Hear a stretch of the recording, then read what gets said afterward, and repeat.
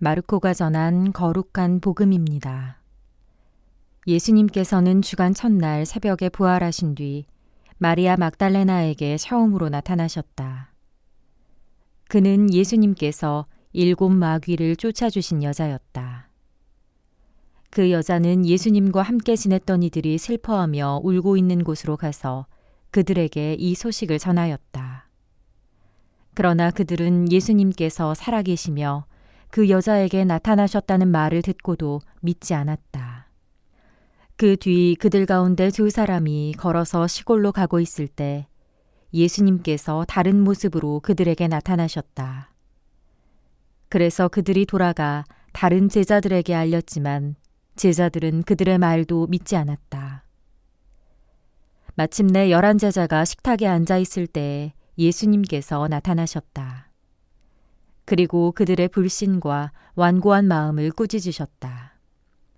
되살아난 당신을 본 이들의 말을 그들이 믿지 않았기 때문이다. 예수님께서는 이어서 그들에게 이르셨다. 너희는 온 세상에 가서 모든 피조물에게 복음을 선포하여라.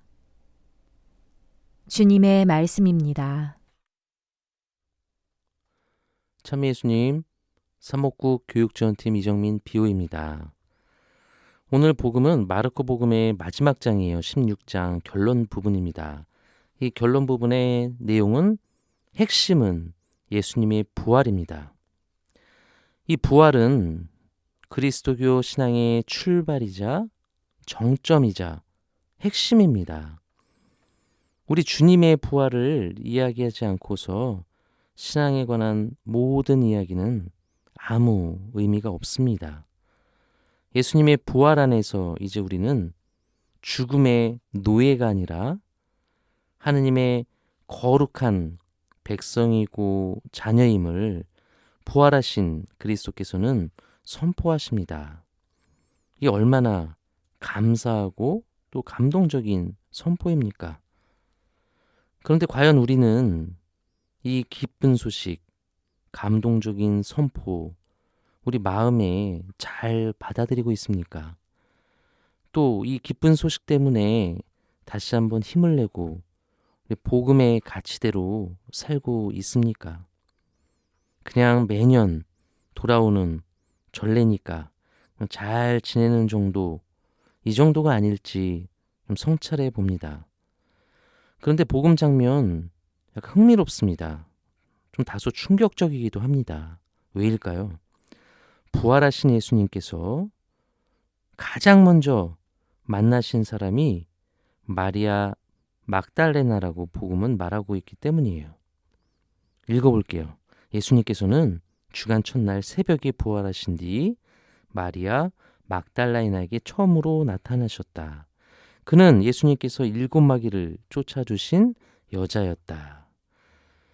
여자 남자 상관없이 사람은 소중한 사람이고 주님의 자녀이죠. 그런데 슬프게도 예수님 시대에는 그렇지 못했어요. 여자가 온전한 사람으로 대접받지 못했어요. 심지어 재산 일부로 여겨지기도 했습니다. 율법의 의무나 권리에서도 배제됐어요. 그래서 여자는 법정에서 증인으로도 그 권한과 효력이 없었습니다.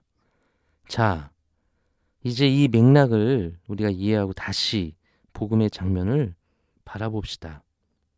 다시 말해서 예수님은 당신의 이 결론, 거대한 구원 사업의 종지부, 바로 부활이라는 이 구원 소식을 가장 먼저 누구에게 보여주셨습니까? 사회적으로 최약자이고 그것도 마귀까지 걸렸던, 그래서 신앙적으로도 아주 중한 죄인이라 멸시당했던 이에게 가장 먼저 보여주셨습니다. 너무 놀랍지 않습니까? 여러분들은 가장 중대한 일, 내가 가장 소중히 여기는 것을 누구에게 믿고 맡기겠습니까? 힘있고 많이 배운 것 같고 그런 사람들을 먼저 찾지 않겠습니까? 또 건강한 사람을 찾지 않겠습니까? 그러나 예수님은 그렇지 않으셨어요. 그래서 예수님의 부활의 의미에는 이런 것이 있어요. 죄 많은 우리 모두, 그 누구도 예 없이 우리 모두를 위한 주님의 큰 자비가 듬뿍 담겨져 있다는 것입니다. 그래서 이제 우리가 부활을 선포한다는 것은 이제 우리도 마찬가지로 내 옆에 가장 아파하고 작아 보이는 그 사람에게 다가가는 것입니다. 그리고 예수님께서 보여주신 하나님의 자비를 전하는 것임을 꼭 기억하는 하루 되기를 바라겠습니다. 아멘.